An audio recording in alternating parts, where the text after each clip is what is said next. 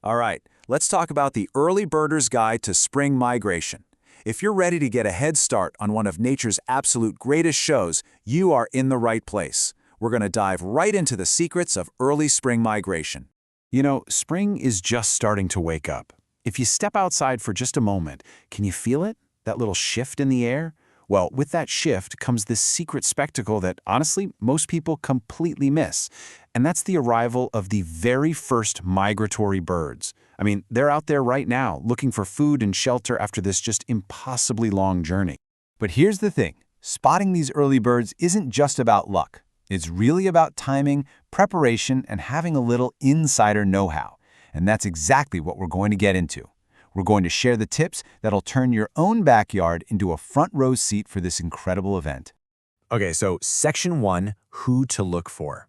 I mean, where do we even begin? Well, first things first, let's talk about who you should actually be looking for out there. All right, let's meet the hardy arrivals. These guys are the true trailblazers of spring, for sure. You're probably going to see the good old American robin, right? And the super energetic black-capped chickadee, plus those busy woodpeckers. But hey, keep your eyes peeled for a little flash of color, because it just might be one of the very first warblers of the season. Now, a quick tip. Remember, these birds are a little jumpy after their long trip, so your best bet is to just move slowly and quietly. Now, you might think, I've got a fully stocked bird feeder. They'll come right to it. But don't be surprised if they kind of ignore it at first. See, these early arrivals are really craving natural food. We're talking budding trees, the first insects that are waking up, and early seeds. And why is that? Well, it's because that stuff is packed with the exact proteins and fats they desperately need to recover from that huge migration. Okay, Section 2, setting the stage. So knowing who to look for, that's step 1. Now, let's talk about how to make your yard an absolutely irresistible pit stop for them. It's all about setting the stage. The key here is just to create a space that feels safe and has what they need. So, step 1, put your feeders near some cover, like shrubs or small trees. This gives them a quick escape route if they feel threatened. Step 2, add a water source. Seriously, even a simple shallow dish can be a massive draw for thirsty birds. And finally, step 3, be ready. Have your binoculars or camera right there, because these early visitors, they move fast. All right, Section 3, timing is everything. Now this is a big one. Let's talk about a really crucial element, timing. When you look for these birds can be just as important as where you look, maybe even more so. So, what does the perfect birdwatcher's morning even look like? Well, your prime time, your sweet spot, is right after sunrise. That's when activity is at its absolute peak. Sure, it'll quiet down later in the morning, but here's a little pro tip for you. Watch the weather. A light rain can create an instant insect feast, and that will lure out all sorts of fascinating birds you might otherwise miss. And look, if you get the timing right, you're going to see so much more than just a bird sitting on a branch. You can literally witness the whole drama of spring unfolding right in front of you.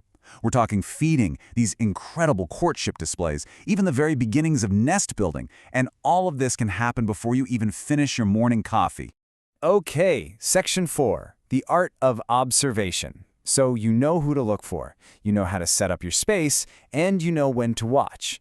Now, for the final piece of the puzzle, the art of observation.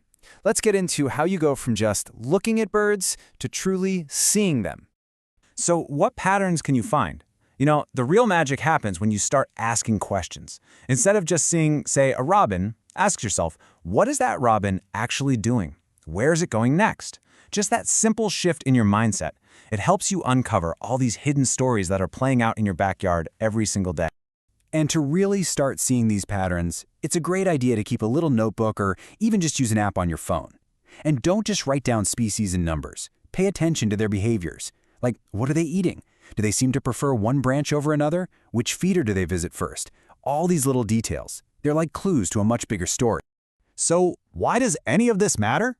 Well, because your notes are the key to predicting migration patterns and really understanding why these birds are even in your yard.